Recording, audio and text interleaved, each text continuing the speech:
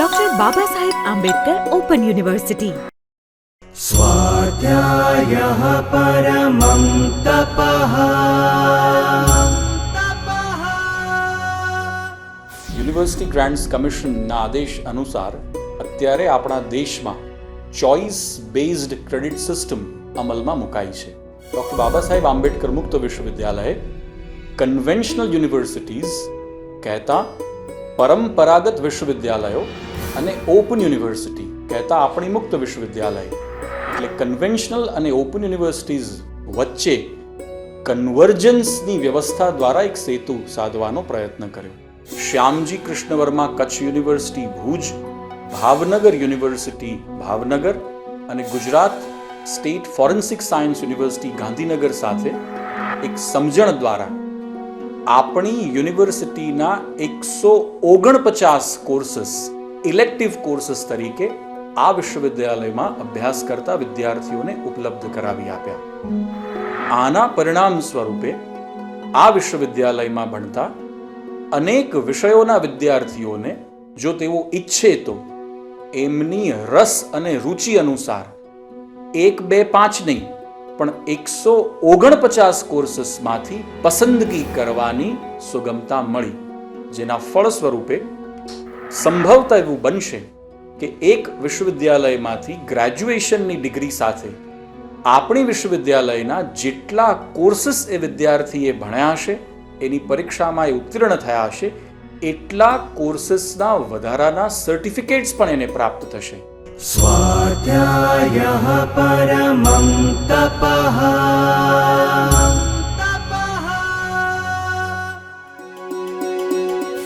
Doctor Baba Saheb Ambedkar open university, જ્યાં જ્ઞાનના અંકુરો વિજ્ઞાનનો ઉદ્યાન ખીલવે છે.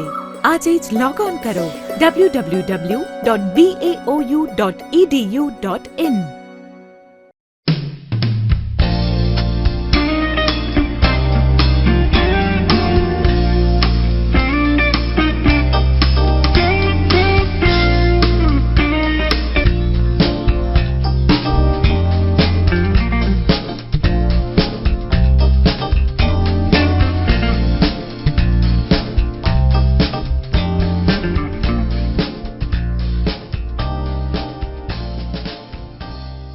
I am not saying anything about the H.M. Patel Institute because Kunal, as a representative of the institute, has already interacted with you, and we have directly started talking about the issues. એટલે આપણે જે વાત કરતા હતા એ બે સંકલ્પનાઓ અનુસંધાન એકબીજા સાથે જે રીતે સંકળાય છે, જેના કારણે આપણે આજે અહીં બેઠા છીએ.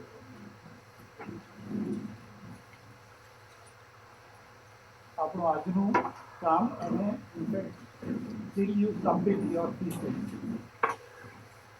the entire work is related with these two concepts. એટલે આપણે પહેલું તો એ વાત કરીએ કે સમગ્ર શિક્ષણ પ્રક્રિયા આમ તો સંકળાયેલી છે જ્ઞાન સાથે. આપણો જે વર્ગ વ્યવહાર શિક્ષણ એ કરીએ કે પછી સંશોધન કરીએ, બેઉમાં જ્ઞાનની વાત કેન્દ્ર સ્થાને. પણ આપણે એવો ક્યારેય સવાલ કર્યો છે કે આ જ્ઞાન એટલે શું?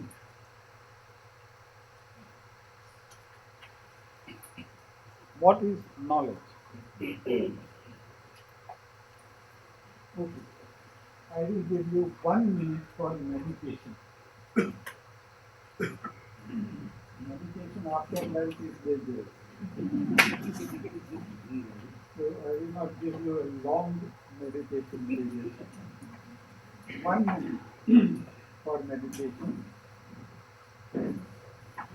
during which I want you to think about what you understand by the word knowledge.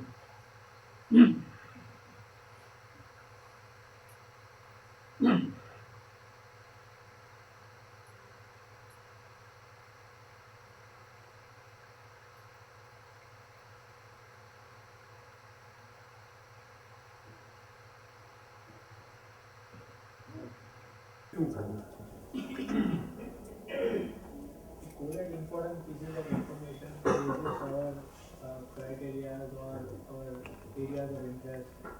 Try to use them later on.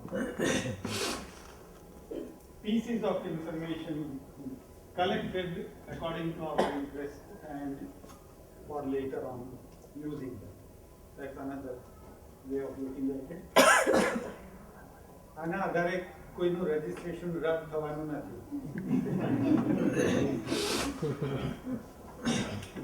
માટે ગમે તે જવાબ આપી શકાય. What else did you think of? જ્ઞાન એટલે માહિતીનો વ્યવહારમાં ઉપયોગ કરવો. માહિતીનો વ્યવહારમાં ઉપયોગ. યસ. માહિતીનો સમૂહ.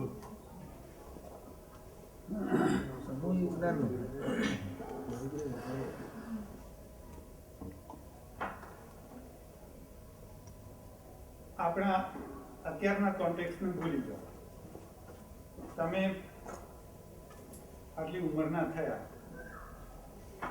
તમારા બીજા પરિચિતો સાથે તમે વારંવાર એની વાતો કરી હોય, એમાં જ્યારે જ્ઞાન શબ્દનો ઉપયોગ કર્યો હોય તો કયા કોન્ટેક્સ્ટમાં કર્યો?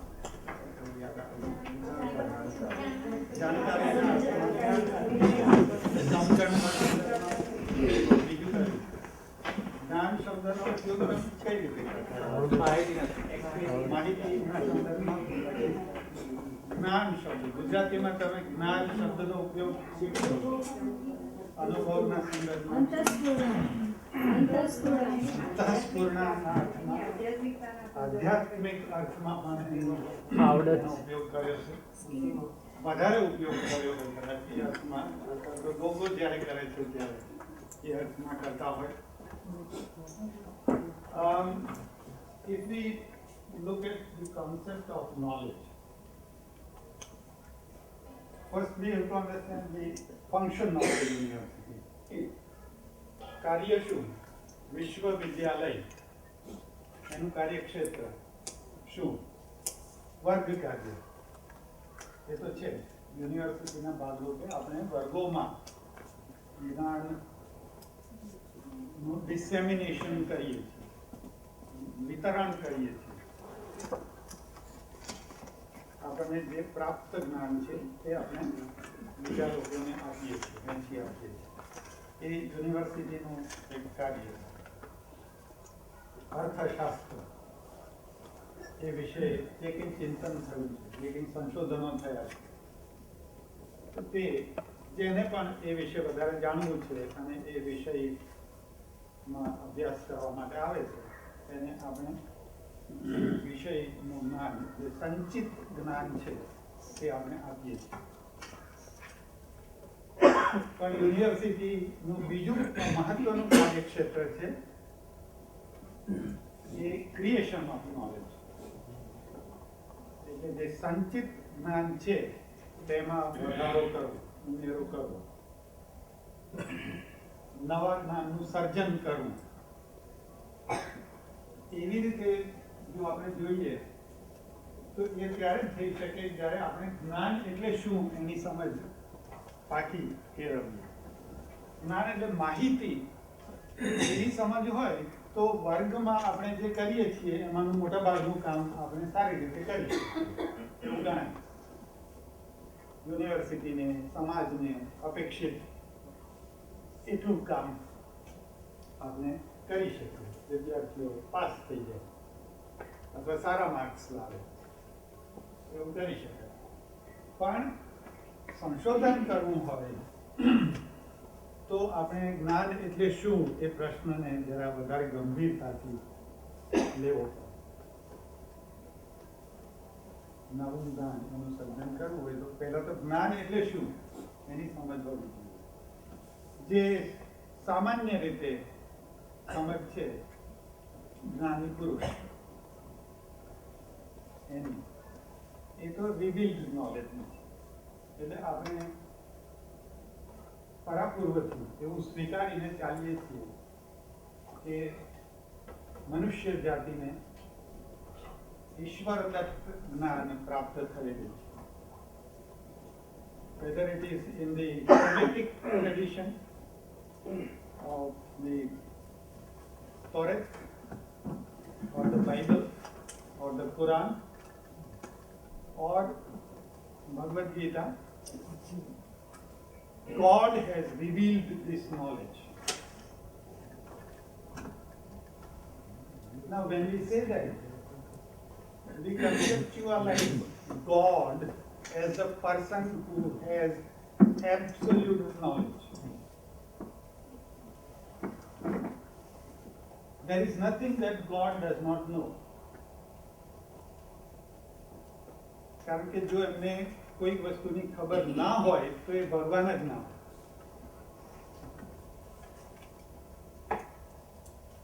That means absolute knowledge, sarvagna, omniscient.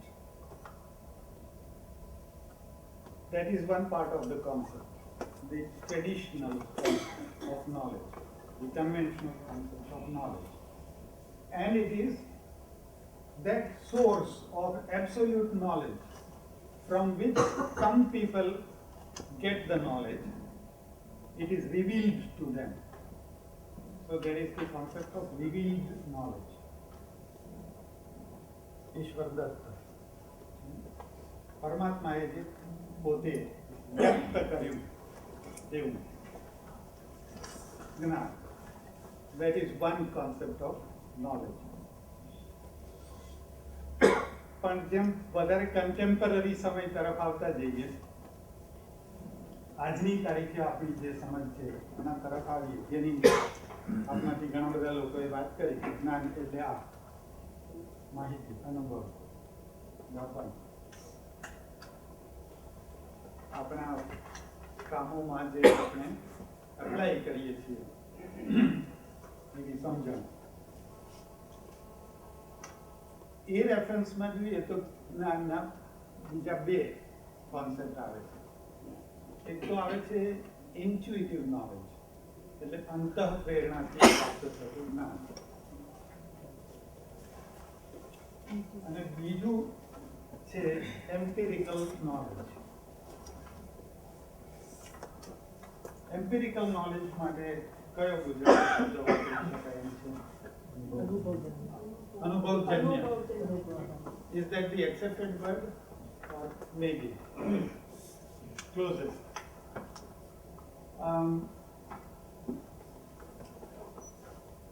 What is the difference between intuitive knowledge and empirical knowledge?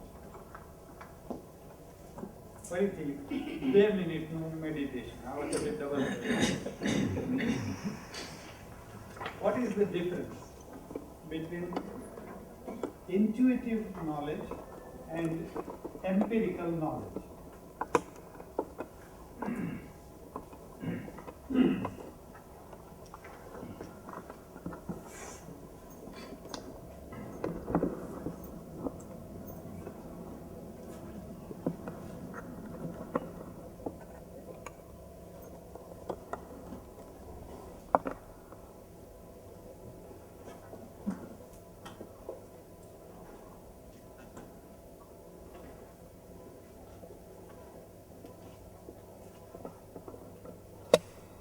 પહેલી મિનિટ મેડિટેશનની પૂરી થઈ. હવે બીજી મિનિટમાં 2 ઉદાહરણ લખી લો. ઇન્ટ્યુઇટિવ નોલેજનું કોઈ પણ એક ઉદાહરણ જે તમારી દ્રષ્ટિએ યોગ્ય કહેવાય એ લખી લો, અને એમ્પિરિકલ નોલેજનું એક ઉદાહરણ લખી લો. બેઉના એક એક ઉદાહરણ લખી લો.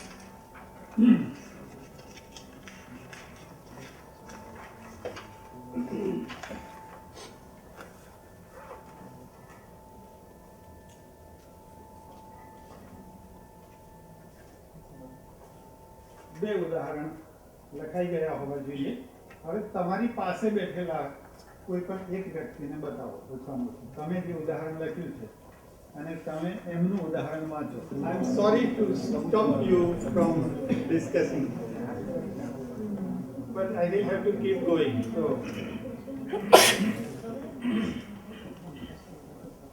empirical knowledge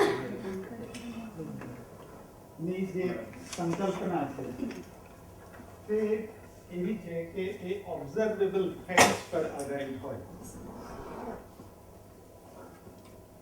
અને એને જ્યારે કોન્ટ્રાસ્ટ કરીએ ઇન્ટ્યુઇટિવ નોલેજ સાથે ત્યારે આપણે યાદ કરીએ ખાસ કરીને વેસ્ટર્ન ટ્રેડિશન ઓફ ફિલોસોફી છે એમાં સબ્જેક્ટિવ ટ્રુથ અને objective reality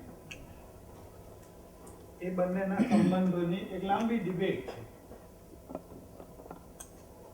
what is subjective truth and what is objective reality? These are in fact two sides of the same coin. Subjective truth is something that I have arrived at through my experiences.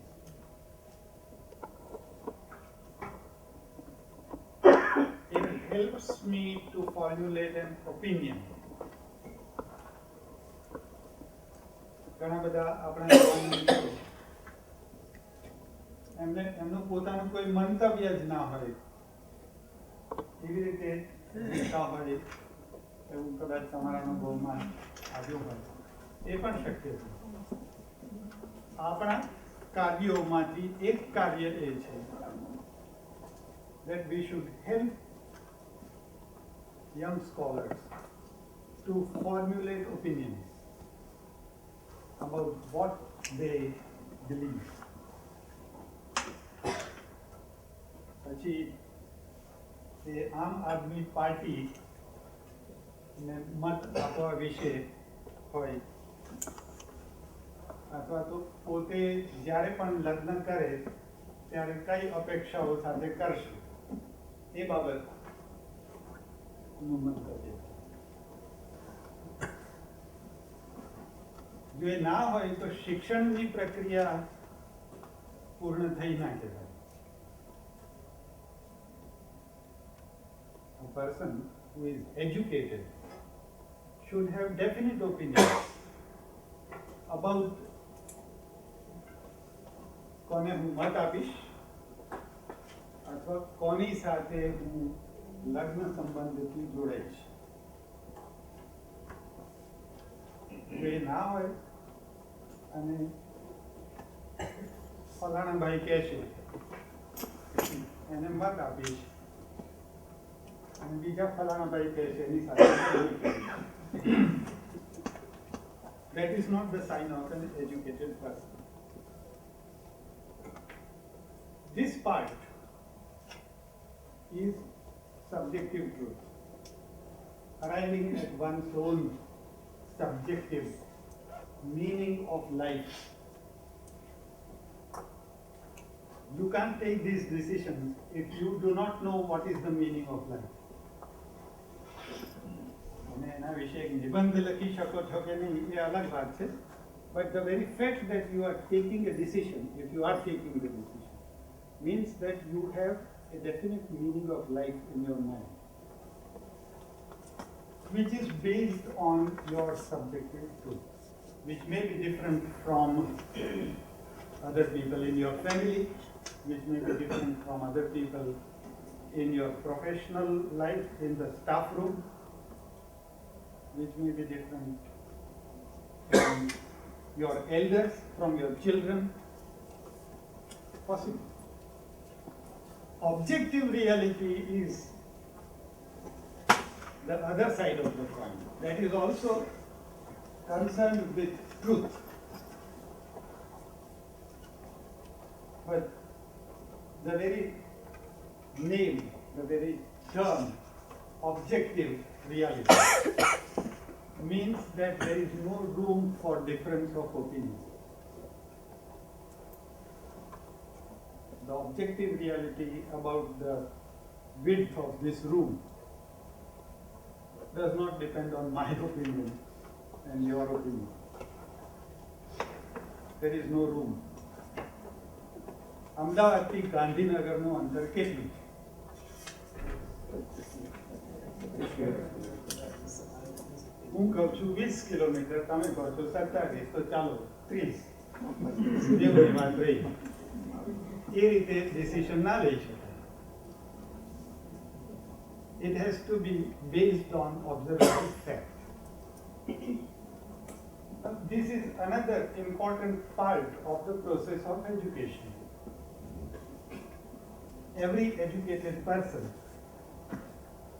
must gain the capacity to arrive at some objective reality about some of the things in life.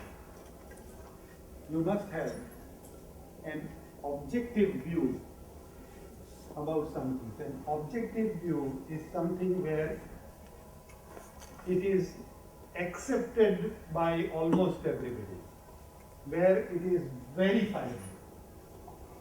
It is an observable fact and it can be verified.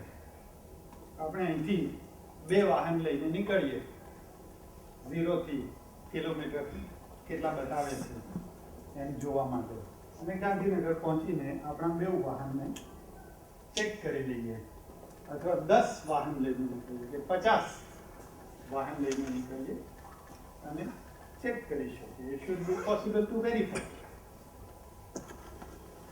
Now, this is important in the process of education, but very important as a teacher also.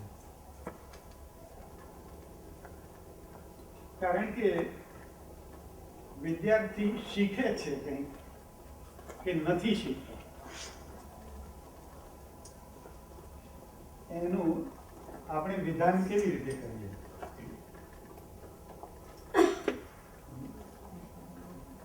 એને આ જ્ઞાન પ્રાપ્ત થયું છે કે નથી થયું? એ તો ગુરુ કહે કે આ જ્ઞાન પ્રાપ્ત થયું છે એટલે મળી ગયું, થઈ ગયું. That is subjective truth. For intuitive knowledge, for revealed knowledge, it is accepted. પણ આપણી આજની જે સંકલ્પના છે નોલેજની, એમ્પિરિકલ નોલેજની, એમાં એ એક્સેપ્ટેબલ નથી. એટલે તમે એમ કહો કે જાઓ અમને ડિસ્ટિંક્શનનું સર્ટિફિકેટ આપી દો. Not possible. It won't happen. Because it should be possible to measure it, to quantify it. આપણે નોલેજને પણ ક્વોન્ટિફાઈ કરીએ, મેજર કરીએ, અને it should be possible to repeat it.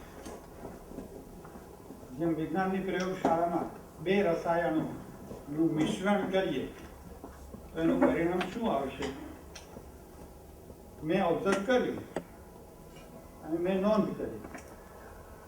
એ 2 રસાયણો આપ મિશ્રણ કરો તો એ જ પરિણામ આવવું જોઈએ. હું 10 દિવસ પછી એનું મિશ્રણ કરું, એ જ પરિણામ આવવું જોઈએ. ગમે તેટલા લોકો એનું મિશ્રણ કરીને જુએ. It should be repeatable.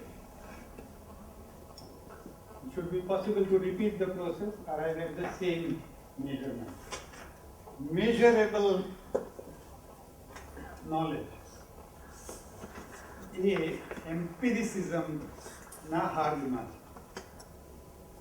છે. એટલે આપણે જે સાહિત્યના વિદ્યાર્થીઓ હોય, આમાંથી સાહિત્યના ના હોય એ લોકોએ પણ જો જાણ્યું હોય, ઓરિએન્ટલિઝમ નામનું એક વિચારધારા પ્રચલિત થઈ છે, જેમાં પશ્ચિમના દેશોની સંસ્કૃતિ પૌર્વાત્ય દેશોની સંસ્કૃતિના સંસર્ગમાં આવી. એ વખતે બનેલી ઘટનાઓ, એ વખતે થયેલા કેટલાક મહત્વના પ્રયોગો, કાર્યો, એમાં સૌથી પહેલી વસ્તુ એ થઈ કે અંગ્રેજો ભારતમાં આવ્યા એટલે એમણે ભારતનો નકશો બનાવ્યો. Precise map, exact precise map. એ પ્રક્રિયા એટલી મહત્વની કે નકશો બનાવવાની શાસ્ત્રીય પદ્ધતિ જેને બનાવી, જેને આપી, એ કેપ્ટન કુક,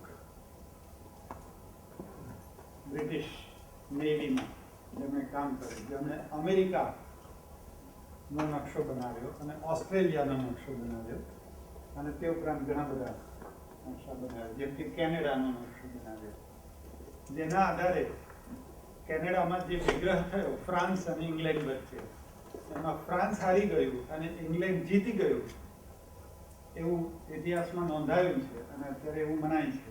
એનું મુખ્ય કારણ કેપ્ટન કુકના પ્રિસાઇઝ મેપ્સ હતા. અહીંથી અહીં સુધી જતા કેટલો સમય લાગે, એના માટે કયા પ્રકારના વાહનો જોઈએ, precise map. Because you can measure knowledge, you can quantify knowledge, you can arrive at a quantum of fact if you adopt empirical approach to knowledge.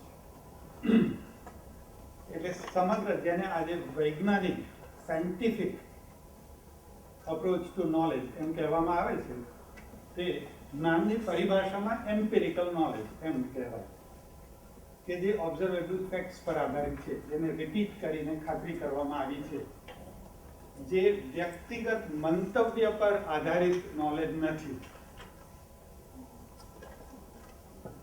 જેના વિશે બધા જ લોકો સમાન તારણ પર આવે છે એવું નોલેજ, એમ્પિરિકલ નોલેજ. એમાં કઈ વસ્તુઓ બને? એમાં થિયોરાઇઝેશન એ સેન્ટ્રલ પ્રોસેસ છે, થિયરી બિલ્ડિંગ. એમ્પિરિકલ નોલેજ ની જે પ્રોસેસ છે એમાં it is possible to create new knowledge. એમાં એબ્સોલ્યુટ નોલેજનો કોન્સેપ્ટ રહેતો નથી. એબ્સોલ્યુટ નોલેજ હોય ત્યારે તો કશું જ્ઞાન નવું ના હોઈ શકે, કારણ કે જે સર્વજ્ઞ છે એને તો બધી ખબર છે, પછી નવું જ્ઞાન હોવાની ક્યાં શક્યતા છે? કોઈ વાત જ નથી. In empirical knowledge, there is a linear concept of knowledge. You begin with a quantum of knowledge and you go on adding to that knowledge. You create new knowledge. The process of research is possible only when you accept this view of knowledge. You have to understand. The process of research as we understand it today, as we take up, is subject to this view of knowledge. I am not saying that subjective truth has no value. I am not saying that intuitive knowledge is basic. I am not saying that there is nothing like revealed knowledge. We may find some place for it in our life, and it may be valuable to us. But the processes of research and the processes of presenting what we want to establish as new knowledge are defined in terms of empirical knowledge. We have to understand this part. That means we have to propose a theory about something. હવે theory શું છે? નાનું બાળક જે રીતે જ્ઞાન નું સર્જન કરે છે પોતાના ચિત્તમાં, એ આના માટે ઉદાહરણ તરીકે લઈ શકાય. નાના બાળકના મનમાં ગાયની સંકલ્પના કઈ રીતે બંધાય છે? Think about that.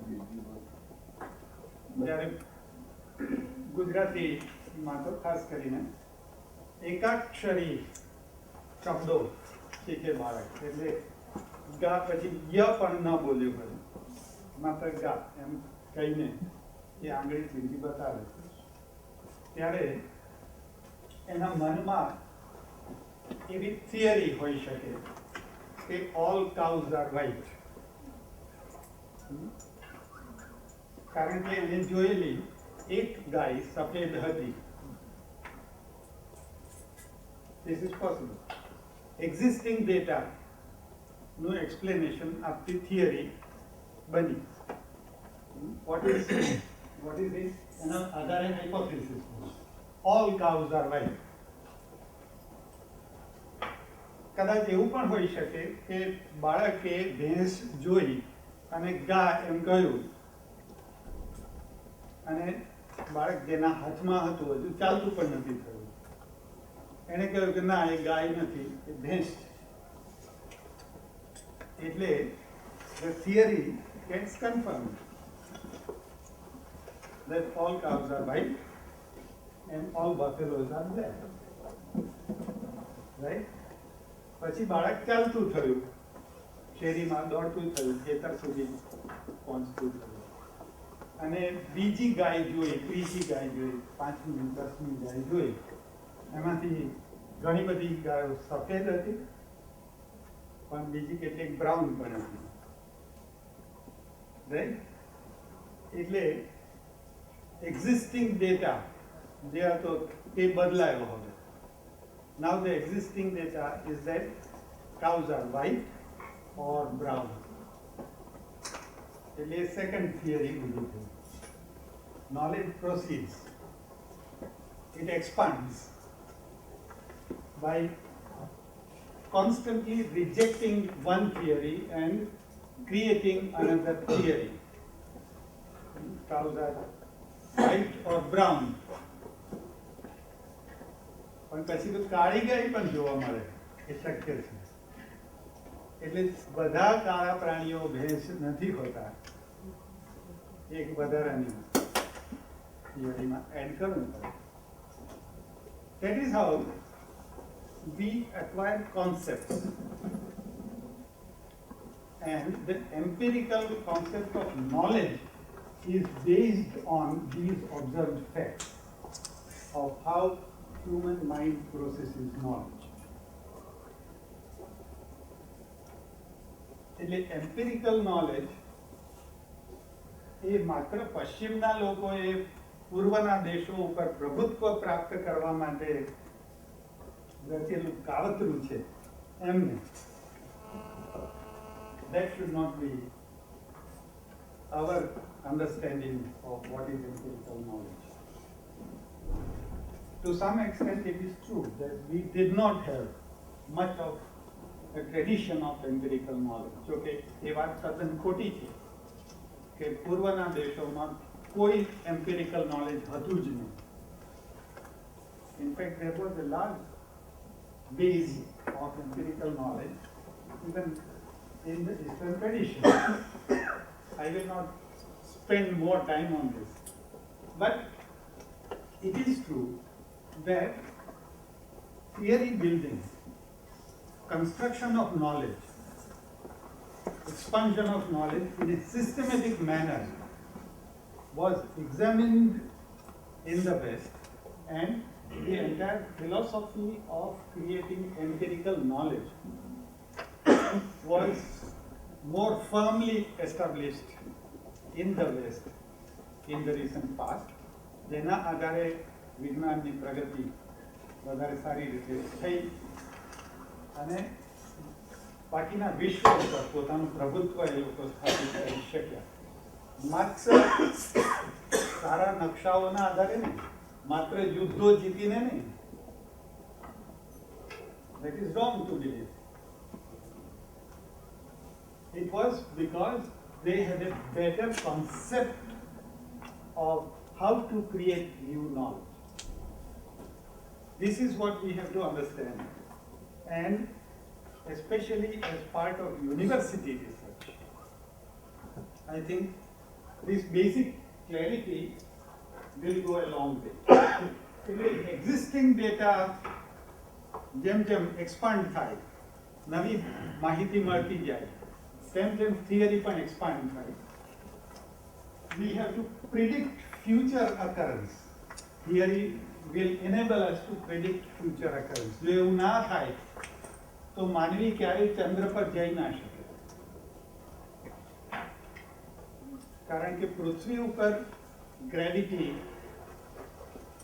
ગુરુત્વાકર્ષણ કઈ રીતે કાર્યાન્વિત છે એની આપણી સમજના આધારે ચંદ્ર પર કેટલું ગુરુત્વાકર્ષણ હશે એ તો આપણે પ્રિડિક્ટ કરીએ અને એના આધારે યાન મોકલીએ, અને એ યાન પાછું આવે ત્યારે એ ગુરુત્વાકર્ષણ સાથે કઈ રીતે કામ કરીને એ ત્યાંથી ભ્રમણ કક્ષામાંથી પાછું આવી શકશે એની થિયરી બનાવીએ. That is the predictive value of knowledge, which must happen. Any valid knowledge should lead to a theory that explains existing knowledge, that explains existing data, and that helps us to predict future occurrence of data. That is equally important. ત્રીજી મહત્વની વાત એ છે કે it should be a falsifiable statement. Empirical knowledge ત્યારે જ બને કે જ્યારે આપણે કાં તો એ હાઇપોથેસિસને એક્સેપ્ટ કરી શકીએ અથવા રિજેક્ટ કરી શકીએ. એટલે ગાંધીનગર 27 કિલોમીટર દૂર છે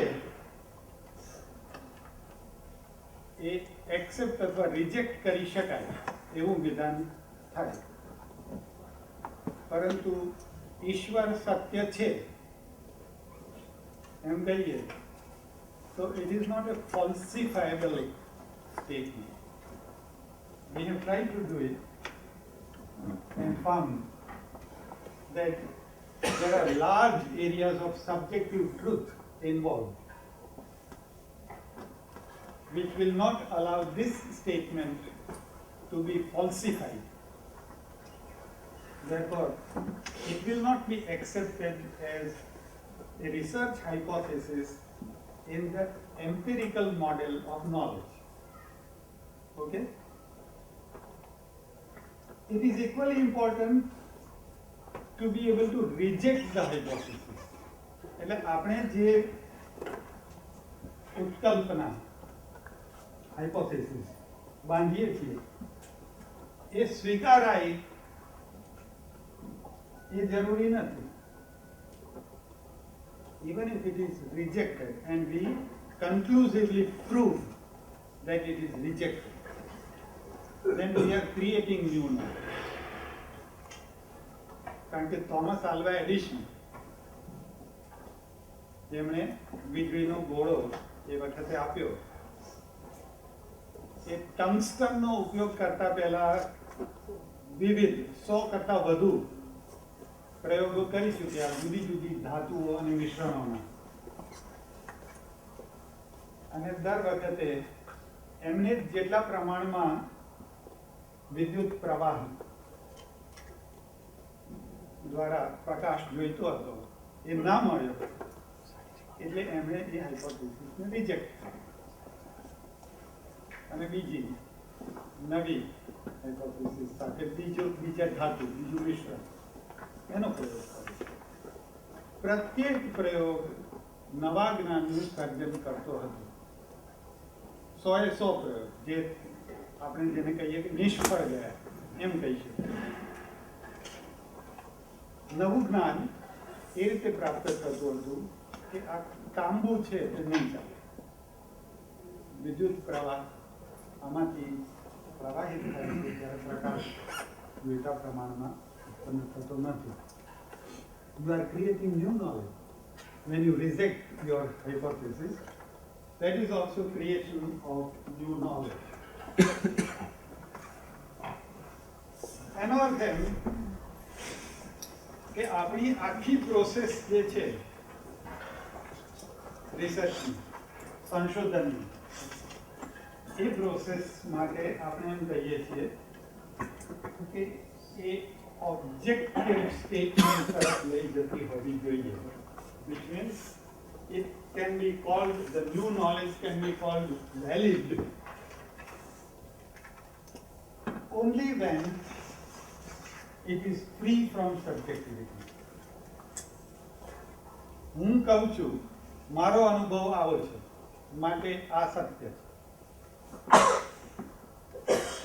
એ સબ્જેક્ટિવ છે. પણ એ વેલિડ ત્યારે જ થાય, એની વેલિડિટી ત્યારે એસ્ટાબ્લિશ થાય કે જ્યારે એ જ અનુભવ બીજા 1, 5, 15 લોકો પણ કરે. Observable behaviour, measurable, quantifiable, either behavior or observations એ આપે ત્યારે વેલિડિટી એસ્ટાબ્લિશ થાય. ના, યથાર્થતા. વેલિડિટી એટલે યથાર્થતા. માત્ર એક વ્યક્તિના અનુભવ પર આધારિત, એ ગમે તેટલા મહાન વ્યક્તિ હોય તો પણ આધારિત નવું જ્ઞાન એ યથાર્થ જ્ઞાન તરીકે સ્વીકાર્ય નથી. So, what is the focus of academic research? આપણે જે કામ કરીએ છીએ એમાં ફોકસ કઈ બાબત પર છે? આ જ્ઞાનની યથાર્થતા કઈ રીતે ચકાસવી એના ઉપર આપણું ફોકસ. એકેડેમિક રિસર્ચના અંતે આપણે વીજળીનો ગોળો વિશ્વને આપીએ કે ના પણ આપીએ, આપણા માટે આગળના 100 પ્રયોગો એટલા જ મહત્વના છે. જ્યારે વીજળીનો ગોળો મળે ત્યારે જ પીએચડી મળે એવું નથી. કારણ કે આપણે જ્ઞાનની યથાર્થતા ચકાસવાની પ્રક્રિયા પ્રાપ્ત કરી લીધી, સમજી લીધી અને એ બતાવી આપી, પીએચડી થઈ ગયા. પછી એના આધારે તમે 100 અથવા 150 જેટલા પ્રયોગો કરવા પડશે તે બધા કરી શકશો. લાઈફ લોંગ રિસર્ચર બનવાની ક્ષમતા તમને પ્રાપ્ત થઈ ગઈ. That is the validity of new knowledge, is the focus. Okay, આ આપણી વાત હતી તે જ્ઞાનના સંદર્ભમાં આપણે વાત કરી.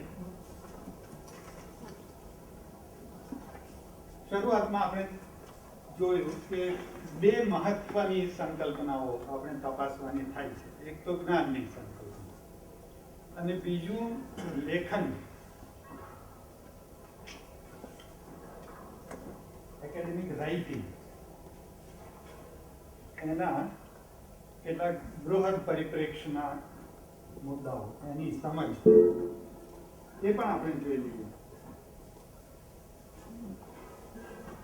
એટલે રાઇટિંગ, લેખન, એમાં વ્યાપક રીતે જાણીતો એવો એક ખ્યાલ છે શૈલીનો, લેખનની શૈલી, સ્ટાઇલ. અને સ્ટાઇલના સંદર્ભમાં જો એકેડેમિક રાઇટિંગ હોય તો આપણી સામે કેવા વિકલ્પો છે એ આપણે જોઈએ. એક તો આપણે વાત કરતા હોઈએ છીએ પર્સનલ કે ઇમ્પર્સનલ સ્ટાઇલ. એટલે ઘણી વાર આપણે લખીને આપીએ ગાઈડને, તો ગાઈડ કે આ નહીં ચાલે, ફરીથી લખવું પડે. કેમ? તો કે આમાં તમે લખ્યું છે કે I did this, I arrived at this conclusion. નહીં ચાલે. the researcher, the investigator did this.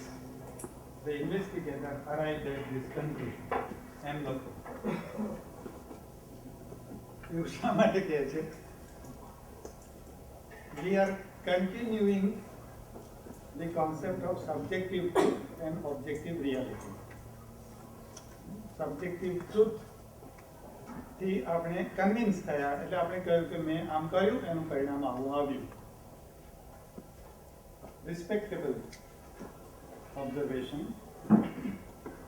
We would not doubt your integrity or your ability to arrive at a conclusion, but it is the demand of objective reality and its presentation that we are free from subjective elements, even in style, not only in content, even in the style of presentation, there should be objectivity. That objectivity is of course not only regarding personal pronouns. અમે એની વાત એમાં નથી આવતી. In fact guide મે also point out કે તમે આ વાક્યો active વોઇસમાં લખ્યા છે એના બદલે પેસિવ વોઇસમાં લખો. એટલે આઈ ડીડ ધીસ એમ લખવાના બદલે this was done. By me લખો અથવા ના લખો તો એમ લખો. Because that is seen as a more objective style. હવે સોશિયલ સાયન્સમાં, હ્યુમેનિટીઝમાં, લેંગ્વેજીસ, લિટરેચર એમાં થોડા વધુ પ્રમાણમાં સબ્જેક્ટિવ સ્ટાઇલ એક્સેપ્ટેબલ બનતી જાય છે, of course. But it is still required, and I hope that you now become clear about why it is required to adopt an objective stance in your report. That should be kept in mind. The last point is about decorative style. ખાસ કરીને ભાષા કે સાહિત્યના જે scholars હશે એમને સતત જે અભ્યાસ કરવાનો આવે છે તેમાં ફિગર્સ ઓફ સ્પીચ, અલંકારનો ઉપયોગ કરીને ભાષાનો વિનિયોગ થતો જોવા મળતો હોય પોતાના બનાવવાના સાહિત્યની બધી કૃતિઓમાં. In literature, it is supposed to be a positive thing. It is supposed to be a good thing. In fact, apart from literature, in many other areas of life, જેમ કે કોઈ પોલિટિકલ સ્પીકર હોય અને એ પોતાની સ્પીચમાં સરસ શબ્દાનુપ્રાસ કે વર્ણાનુપ્રાસ લાવીને વાત કરી શકે તો સાંભળનારા લોકોને ઇમ્પ્રેસ કરે અને સફળ બને. વક્તા તરીકે એની અસર વધુ શક્ય છે. સંશોધનમાં it is seen as a negative aspect. તમારે જે વાત કહેવી છે એને અલંકૃત બનાવીને વાંચનારને ગમે એ રીતે મૂકવાનો પ્રયત્ન કરો. It is not acceptable. એમાં પણ મૂળ વાત એ જ આવે છે કે આપણે ન્યુટ્રલ સ્ટાન્સ લઈએ એ ઓબ્જેક્ટિવિટી માટે જરૂરી છે. So you are not trying to push your argument. You are not trying to make your argument more acceptable. You are simply presenting the facts as they are. That is an essential part of academic writing. Therefore, you should not try to make it pleasant. हमारा विद्यार्थी भाई હતા બહુ ઉત્સાહી એ કહેતા હતા પછી આવું ચર્ચા થઈને એમને કેટલુંક લખાણ પાછું આપવાનો પ્રસંગ ઉભો થયો ત્યારે એટલે આવું વાંચે તો શું કોઈને મજા ના આવે. એટલે સમજવાની વાત એ જ છે કે સંશોધનનું લખાણ છે એ મજા આવે એ માટે લખાતું નથી. It's not written for pleasure. In other places, that may be the purpose. In literature, pleasure is the purpose. In real life also, in many areas, in fact, it is possible to combine pleasure with truth. But in our work, in research, nothing is done for pleasure. It is done only for objective establishment of facts. Okay, બીજો એક concept જે છે લેખન અને even સ્પીચમાં, એ concept ફોર્માલિટીનો. એટલે આપણે આપણા નિકટના મિત્રને મળીએ અને હાય એમ કહીએ, which is fine, okay. પણ વાઇસ ચાન્સેલર આવે મુલાકાતે અને આપણે દરવાજે ઉભા રહીને હાય એમ કહીએ તો ના ચાલે, because it is matter of formality. આપણા સાંભળનાર વ્યક્તિ સાથેના અથવા તો વાંચનાર વ્યક્તિ સાથેના સંબંધોમાં કયા લેવલની ફોર્માલિટી છે, ઇટ ઇઝ હાયરાર્કી. એના આધારે સ્ટાઇલ નક્કી થાય છે. કેમ કે કેઝ્યુઅલ સ્ટાઇલ એવું કહીએ છીએ તે અત્યારે વસ્ત્ર પરિધાનમાં ખાસ ઉપયોગમાં લેવાય છે. કેઝ્યુઅલ એટલે કોઈ ફોર્મલ પ્રસંગે આપણે પહેરવાના નથી એવા કેઝ્યુઅલ.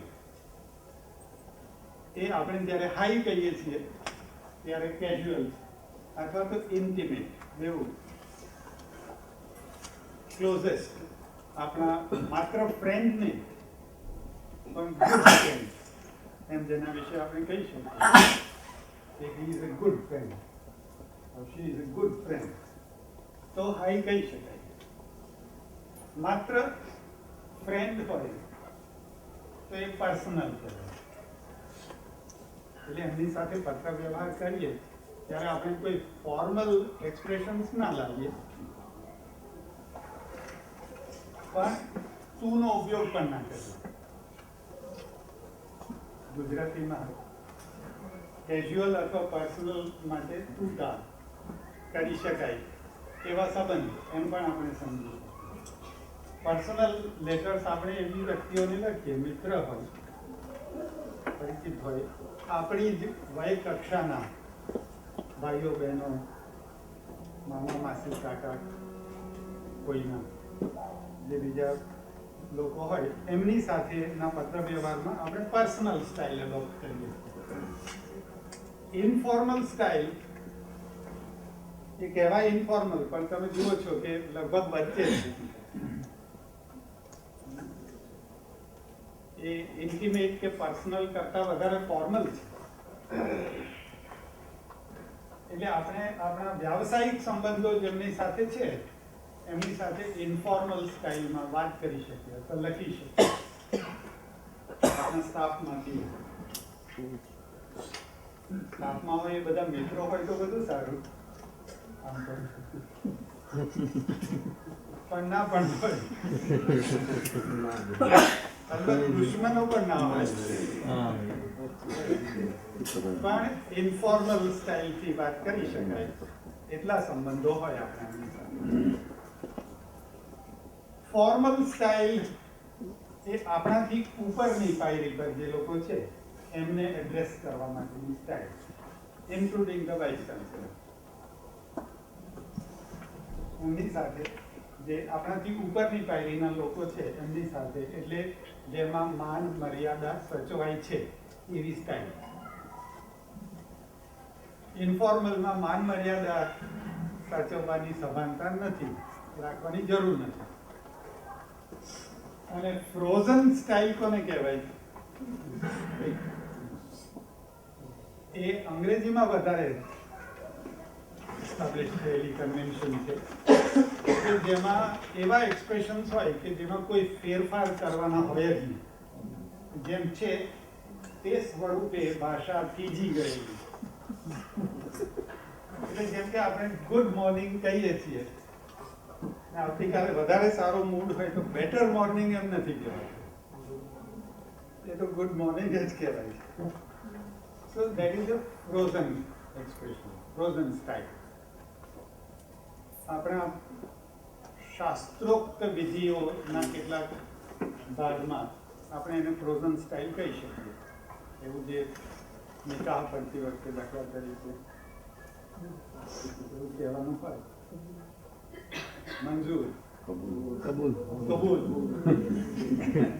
અથવા તલાક,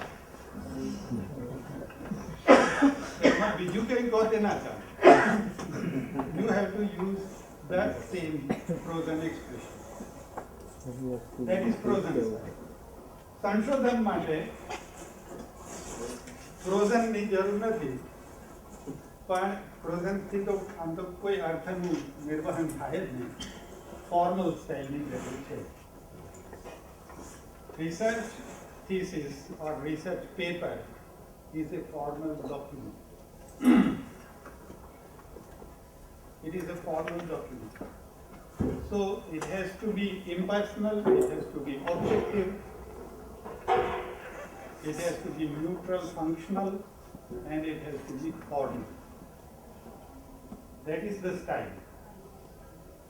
એવું લખીએ તો કોઈને મજા ના આવે, એ વાત સાચી. એ રીતે જ લખવું પડે, કારણ કે આ મજા માટે લખાતી વસ્તુ. There are certain scholastic conventions of writing.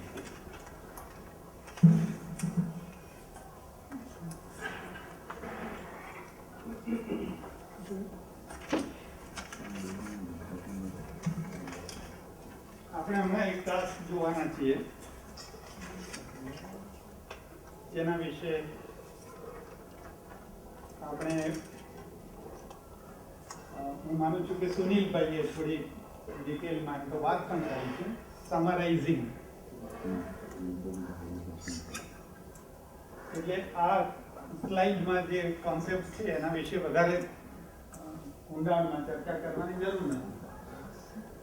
There are conventions in scholastic writing of presenting information. કોઈ પણ માહિતી આપણે આપવી હોય તો અમુક જ રીતે આપવી એવી પરંપરા છે. જેમ કે સાઇટિંગ એવિડન્સ અથવા ક્રોસ રેફરન્સિંગ અથવા ક્લેમિંગ ઓથોરિટી. એક વાક્ય એના વિશે કહેવું પડે, કારણ કે આપણે જે વેલિડિટી ઓફ નોલેજની વાત કરી તે અહીંયા છે. એટલે આપણે બધી રીતે બરાબર બતાવી આપ્યું કે આ ફાઇન્ડિંગ છે, પછી પણ આપણે એવી ઓથોરિટી ક્લેમ નથી કરવાની કે આ હું કહું છું માટે સાચું છે. You can't claim authority. There is no claim in research. Even when you are arriving at the final statement of conclusion, you are saying that the evidence shows that the hypothesis stands rejected. You are not claiming any authority for yourself. Okay. આના પર આવીએ તે પહેલા આપણે એક task સમરાઇઝિંગની જોઈ લઈએ. આપણે હવે જે વાતો કરવાની છે એનો પહેલા અનુભવ કરી લઈએ. ઇન્ફોર્મેશન પ્રોસેસિંગ એ ભાષા દ્વારા થતી પ્રક્રિયાઓ છે, અને એ પ્રક્રિયાઓ માટે એ જો કે જરૂરી નથી, આમ તો રિસર્ચમાં ડેકોરેટિવ સ્ટાઇલ બહુ જાયજ નથી, પણ સારું છે. જર્નલ સારું એટલે આનંદની વાત છે. એ જર્નલમાં પ્રગટ થયેલા એક રાઇટઅપમાંથી આપણે આ કેટલો પાર્ટ આમાં લીધો. Towards the end of the research paper આ લખ્યું છે, I give you 2 minutes. ઉપરથી જોઈ લો આમાં શું છે એ તમે જોઈ લો. ઝડપથી 2 મિનિટમાં first question, what is it about? Research paper શાના વિશેનું હશે એમ તમે માનો છો?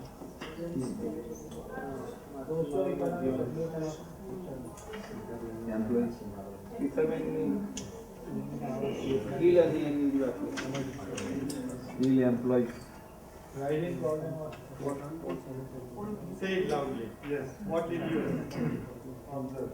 બરાબર તમે ફરીથી કહો. I think you were right when you said it is a paper about the problems of hinterland ports. And one of the problem areas is fishermen. The problems that fishermen face. But there are other problems of ports which are discussed in the paper. Hinterland. એટલે major ports નહીં, minor ports, જે અંતરિયાળ વિસ્તારના બંદર, એની સમસ્યાઓ એનો અભ્યાસ કરવામાં આવ્યો અને એમાંથી આ કેટલાક અહીંયા પરિચ્છેદ આપણી સમક્ષ છે અત્યારે. હવે બીજી task, this is more serious. એટલે આ વખતે 3 મિનિટ આપું. તમારે આટલા જે પેરેગ્રાફ છે તેના આધારે 3 વાક્યમાં સમરી લખવાની છે. 3 મિનિટ 3 વાક્યમાં અહીં જે આપેલી માહિતી છે એની સમરી લખો 3 વાક્યમાં. You are allowed to talk.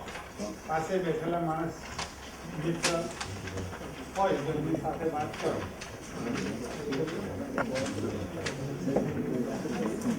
3 વાક્યમાં સમરી લખો.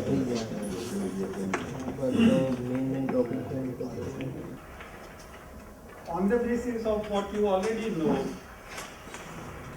about the processes of developing appropriate style of writing and what you already know about paraphrasing, quoting, summarizing, what you should have done is the first sentence should have been about citation, because in summary it is important that you cite the source. That is the first requirement. The second sentence should have been written with the help of the subtitles here. આખું ના વાંચો તો પણ ચાલે.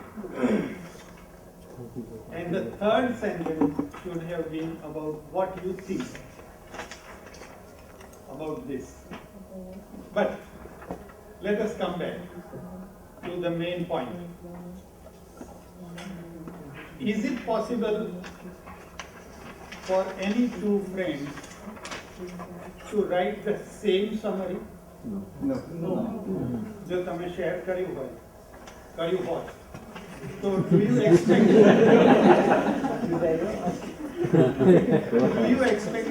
do you think it was possible to read the same sentences? કેમ ના?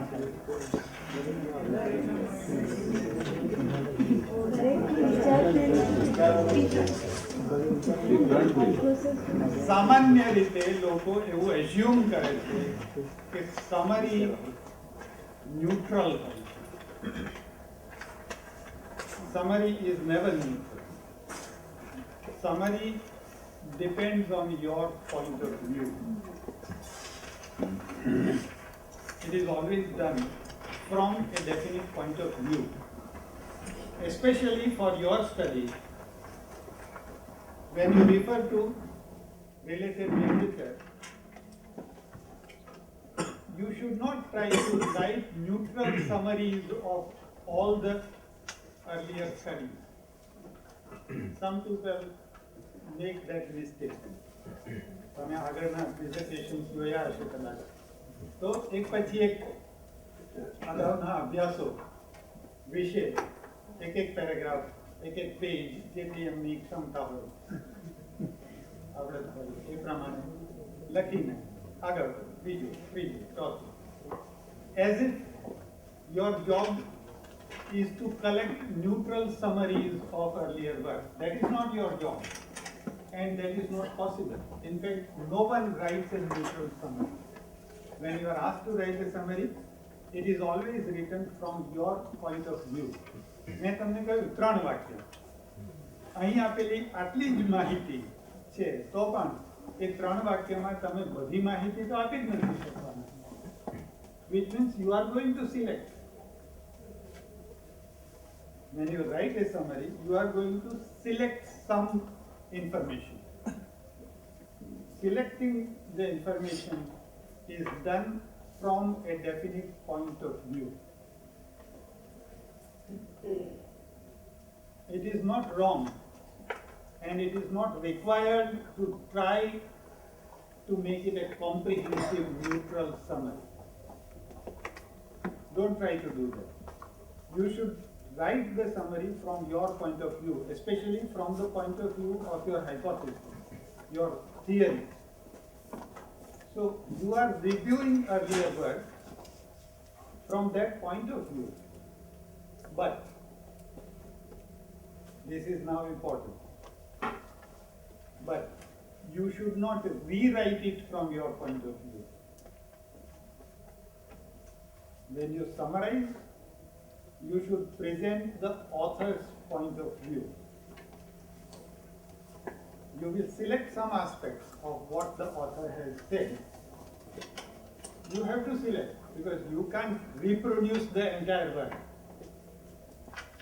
But you should not distort it. You should not rewrite it from your point of view in the sense that you are changing the statement of the author. Therefore, what will happen is, the most important part about summary is that you can't stop at giving information of what is said there. You have to analyze it and you have to evaluate it. After giving the summary, you have to analyze it. You have to, if you, let us say, I am producing the summary of 5 earlier studies. Then I have to analyze the relationship between the first study and the second study. Is it an extension of the first study? Is it a refutation of the first study? I should show that. You have to analyze the facts and you have to evaluate. If there are 3 studies, which one is the most valuable from your point of view? Evaluation also is done from a definite point of view, from the point of view of your work, your hypothesis. Which one is more relevant? Which one has implications for your study? These things are required, and this is the purpose of writing the summary of earlier studies. And in doing all that, the kind of work that we are required to do, we are required to use advanced organizers. I will quickly run through the information processing part because not many research volumes, research writing course books have focused on this part. It is important that you help the reader to read your report in the right perspective. ભાષાની અનેક સમસ્યાઓ છે, એમાંથી એક સમસ્યા એ છે કે બોલનાર અથવા લખનાર વ્યક્તિ જે અર્થ અભિપ્રેત રાખે છે પોતાના મનમાં, તે સાંભળનાર અથવા વાંચનારના મનમાં જેમનો તેમ ઉદ્ભવતો નથી. There is always a difference. At least the shade of meaning is different. there is always a difference. એટલા માટે આપણે જે નવું સત્ય ઉદ્ઘાટિત કરવું છે એમાં આ વ્યવધાન વચ્ચે ન આવે એની કાળજી લેવી પડે. We have to make sure that comprehension does not create problems. So you have to help the reader to comprehend what you are saying. This is not done by all writers, especially by creative writers. They do not help. In fact, દુર્બોધતા એ ઘણીવાર સાયાસ ઊભી કરેલી વસ્તુ હોય છે. એટલે વાંચનારને થોડો વધારે શ્રમ કરવો પડે અર્થ સમજતા. એ રીતે લખવામાં આવતું હોય ઘણીવાર. Research writing is not done like that. જેમ ડેકોરેટિવ નથી હોતું એમ દુર્બોધ પણ ના હોવું જોઈએ. એટલા માટે એડવાન્સ ઓર્ગેનાઇઝર્સ હોવા જોઈએ. દરેક પ્રકરણની શરૂઆતમાં આપણે એ સ્પષ્ટ કરી આપવું જોઈએ કે આ પ્રકરણમાં આટલા વિભાગ છે. પ્રથમ વિભાગમાં આમ કહેવામાં આવ્યું છે, બીજા વિભાગમાં. That paragraph is an advanced organizer. At the beginning of the thesis, in fact, આપણે એમ પણ કહીએ છીએ કે આ સંશોધન નિબંધ અથવા પ્રબંધમાં આટલા પ્રકરણ છે. પહેલું પ્રકરણ આવું છે, બીજું પ્રકરણ આવું. That is an advanced organizer. કારણ કે વાંચનની પ્રક્રિયા દરમિયાન હંમેશા કોઈ પણ પ્રકારનું વાંચન હોય ત્યારે વાચક પોતાના મનમાં પ્રેડિક્ટિવ કોમ્પ્રિહેન્શન કરે છે. એના મનમાં એવી અપેક્ષા બંધાય છે કે હવે પછી આવું આવું હશે. જો એ પ્રેડિક્ટિવ કોમ્પ્રિહેન્શન આપણે યથેચ્છ થવા દઈએ તો comprehension will be far from expression. The meaning will be different. So advanced organizer, numerical indicators. આપણે આમાં પણ જોયું એ પ્રમાણે નંબર આપેલા હશે પેરેગ્રાફમાં. બીજો પ્રકરણ રિલેટેડ લિટરેચર માટે આપણે લખતા હોઈએ અને એમાં 3 કન્સેપ્ટ રિવ્યુ કર્યા હોય તો 3 વિભાગ હોય એટલે 2.1, 2.2, 2.3.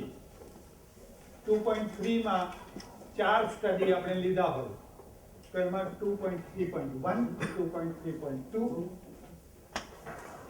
Numerical indicators. એ પણ વાચકને મદદ કરવા માટેની એક જરૂરી વસ્તુ છે. ક્રોસ રેફરન્સિંગ માટે પણ એ જરૂરી છે. ટાઇટલ અને સબટાઇટલ્સ આપવાથી વધારે સ્પષ્ટતા થાય છે, માટે આપવા જોઈએ. ઘણીવાર ખાસ કરીને ભાષા અને સાહિત્યના શોધ નિબંધોમાં સામાન્ય રીતે વિવેચનના નિબંધો જે રીતે લખાય છે એ રીતે લખવાની કોશિશ કરતા હોય છે આપણા સુજ્ઞ અધ્યાપક. એમના મનમાં એવું હોય કે T.S. એલિયટ આમ લખે તો હું કેમ ના લખું. એમણે સબટાઇટલ્સ નથી આપ્યા, મારે આપવાની શી જરૂર છે. But it is very helpful. બીજી પણ કેટલીક વસ્તુઓ છે જેમ કે punctuation marks.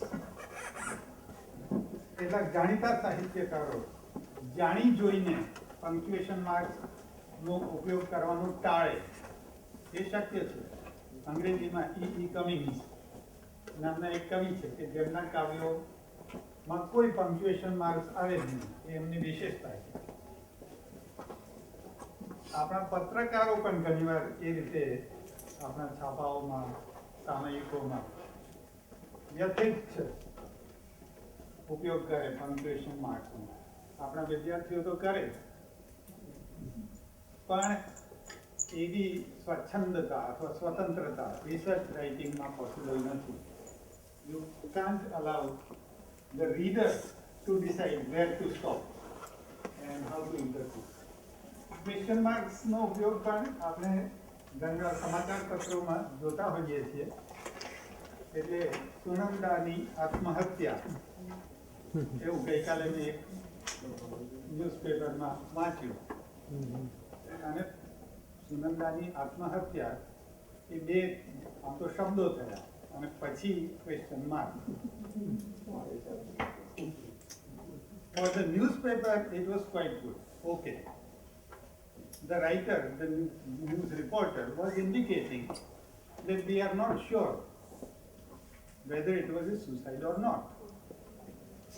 Nice. And they are trying to save space. So they are simply using 2 words and 1 question mark. That's all right, acceptable. But in research writing, all the punctuation marks, including brackets, have to be used carefully. આ સ્લાઇડમાં જે આપેલું છે તે બધું સુનિલભાઈએ ચર્ચા કરી છે, એટલે એના વિશે વધારે ચર્ચા કરવાની આવશ્યકતા નથી. પણ ઇન્ફોર્મેશન પ્રોસેસિંગના ભાગરૂપે સંશોધકની પાસે જે માહિતી છે તે શાસ્ત્રીય રીતે રજૂ કરવી, એના ભાગરૂપે જ આપણે આ કન્વેન્શનને ફોલો કરવાની. સમરીઝ માટે આપણે ઓલરેડી વાત કરી લીધી છે. જે છેલ્લો ભાગ છે થીસીસની, એની વાત સાથે પૂર્ણાહુતિ કરીએ. જ્યાં સ્પષ્ટતા કરવાની જરૂર હોય, નોંધ આપવાની જરૂર હોય, ત્યાં અગાઉના સમયમાં પાદ ટીપ આપવાની પ્રણાલિકા હતી. Now that is not done. End notes આપવામાં આવે છે પ્રકરણના અંતે. સમગ્ર પ્રકરણમાં 1, 2, 3, 4 સળંગ નંબરિંગ કરીને જે સ્પષ્ટતાઓ કરવાની છે તે એન્ડ નોટ્સ તરીકે આપવામાં આવે છે. અંદર જે સામગ્રીનો ઉલ્લેખ થયો છે તે રેફરન્સ તરીકે આપવામાં આવે છે. અને તે સિવાયની બીજી રિલેટેડ સામગ્રી હોય, જે ઉપયોગી માહિતી તરીકે આપવી હોય તો એ આપી શકાય છે, જે બિબ્લિયોગ્રાફીમાં આવે છે. એન્ડ ઓફ ધ થીસિસ બધા પ્રકારના અંતે. અને પછી એપેન્ડિક્સ 1, 2, 3 એમાં આપણે જે ડેટાનો ઉપયોગ કર્યો છે, જેનો એનાલિસિસ કર્યો છે, ટેબ્યુલેટ કર્યું છે, ગ્રાફ બતાવ્યા છે, ચાર્ટ બતાવ્યા છે, એનો રો ફોર્મમાં ડેટા એ એપેન્ડિક્સ તરીકે આપવાની convention. These are some of the international conventions of organizing the chapters. કેટલા ચેપ્ટર હોવા જોઈએ, એમાં કઈ કઈ બાબતોનો સમાવેશ થાય, એ તમારા ગાઈડની સાથે ચર્ચા કરીને નક્કી કરવાની રહેશે. એ નક્કી થશે ત્યારે. પણ તમારા મનમાં સ્પષ્ટતા હોવી જોઈએ કે પહેલા ચેપ્ટરમાં રિસર્ચનો કોન્ટેક્સ્ટ ક્લિયર થઈ જતો હોવો જોઈએ. એના માટે નામ જુદા જુદા વાપરે છે, બેકગ્રાઉન્ડ, ઇન્ટ્રોડક્શન, ઘણીવાર કોન્ટેક્સ્ટ એ શબ્દ જ વાપરે છે. પણ જે સ્થળમાં રિસર્ચ થઈ, જે સમયમાં રિસર્ચ થઈ, જે લોકો એની સાથે સંકળાયેલા હતા, જે સામગ્રીનો ઉપયોગ થયો, એ બધું જ કોન્ટેક્સ્ટમાં ક્લિયર થઈ જાય. બીજા ચેપ્ટરમાં કોન્સેપ્ટ્સ ક્લિયર થાય છે, એટલે રિલેટેડ લિટરેચર. તમારા રિસર્ચ ટોપિકમાં માનો કે 3 મુખ્ય સંકલ્પનાઓનો ઉપયોગ થયો છે, તો એ ત્રણેયના ક્ષેત્રમાં અગાઉ શું શું કામ થઈ ગયું એને તમે રિવ્યુ કરી રહ્યા છો, એટલે કોન્સેપ્ટ ક્લિયર થઈ જાય. પછીના ચેપ્ટરમાં કઈ રિસર્ચ મેથડ્સનો તમે ઉપયોગ કર્યો, એટલે જ્ઞાનની યથાર્થતા સાબિત કરવામાં. You are establishing the validity of your knowledge by saying that you have followed these internationally accepted conventions of research methods. You have taken some research tool which was ready, or you have created a research tool by following this procedure. એ બધું ત્રીજા ચેપ્ટરમાં આવે છે. પછી data તરીકે આપણે જે વાત કરવાની છે, જેના ઉપર આપણો મદાર છે, એ બધી એનું ડિસ્ક્રિપ્શન અને એનાલિસિસ એક અતુલ ચેપ્ટર આવે છે. અને એ ડેટાના એનાલિસિસ, ઇન્ટરપ્રિટેશનના આધારે જે ફાઇન્ડિંગ્સ આપણને ઉપલબ્ધ થયા, એ ફાઇન્ડિંગ્સ અને કન્ક્લુઝન્સ, એ કન્ક્લુઝન નથી, conclusions arrived at on the basis of the analysis and interpretation of data. એનું એક ચેપ્ટર બનાવે છે. આખા થીસીસમાં જેમ શરૂઆતમાં એડવાન્સ ઓર્ગેનાઇઝર હોય તેમ અંતે સમરી આપવી જોઈએ. હમણાં આપણે વાત કરતા હતા કે neutral summary is not possible.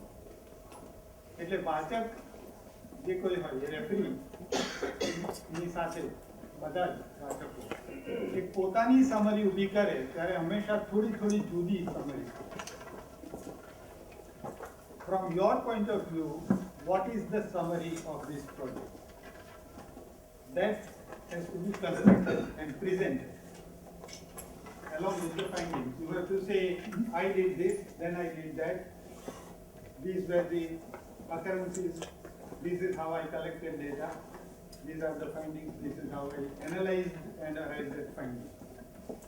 In a nutshell, you present the summary, which is as important as advance organizing. Both are important. Then you have to present the reference and bibliography and appendix.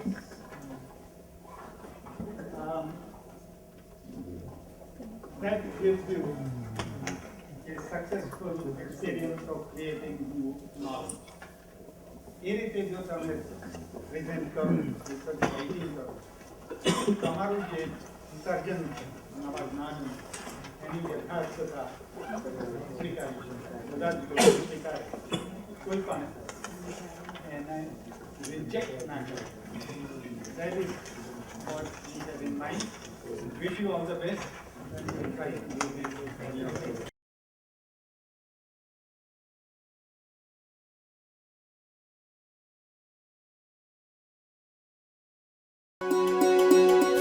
Doctor Baba Saheb Ambedkar open university.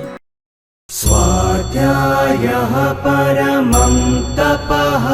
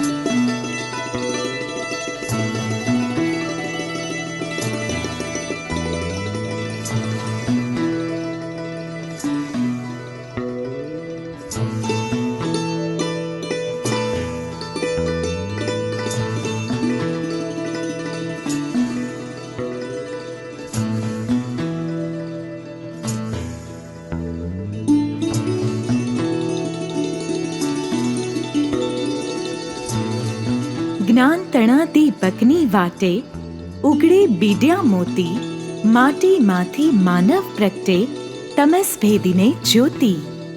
Doctor Baba Saheb Ambedkar open university, જ્યાં સ્વાધ્યાયનો દીપક કદી ઓલવાતો નથી. વિવિધ અભ્યાસક્રમોમાં પ્રવેશ 1 નવેમ્બરથી 31 December દરમિયાન ઉપલબ્ધ. આજે જ આપના નજીકના અભ્યાસ કેન્દ્રનો સંપર્ક કરો.